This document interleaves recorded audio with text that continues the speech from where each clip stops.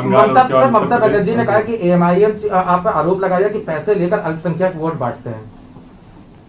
देखिए, ममता बनर्जी ने अटल बिहारी वाजपेयी बीजेपी की तायद की, वो एनडीए का हिस्सा रही। गुजरात में इतना बड़ा फसाद हुआ।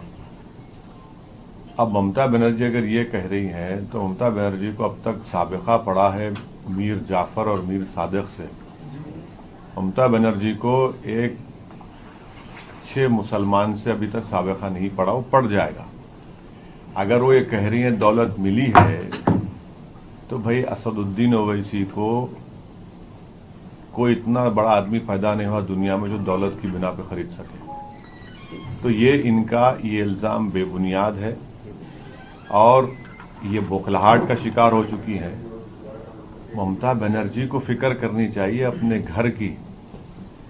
इतने लोग उनके बीजेपी में जा रहे हैं, वो उसकी फिक्र करें।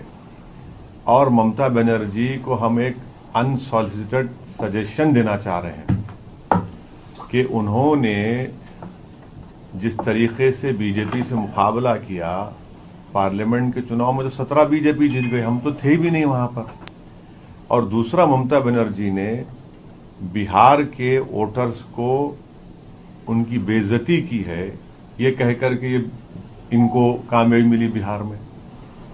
तो जो लोग हमको वोट दिए ग्रैंड डेमोक्रेटिक सेक्युलर अलायंस को, जिसमें राजभर साहब की पार्टी, हमारी पार्टी, कुशवाहा साहब की पार्टी, बीएसपी थी, ये तो उनकी तौहीन कर रही हैं जिन्होंने हमको वोट दिया। क्या कह रही हैं वो? तो उनको बौखलाहट का शिकार है, अपनी पार्टी में उनकी बहुत गड़बड़ है, इसलिए उनको लग रहा है कि अपनी पार्टी की बौखलाहट और गुस्सा निकालो ओवैसी के ऊपर।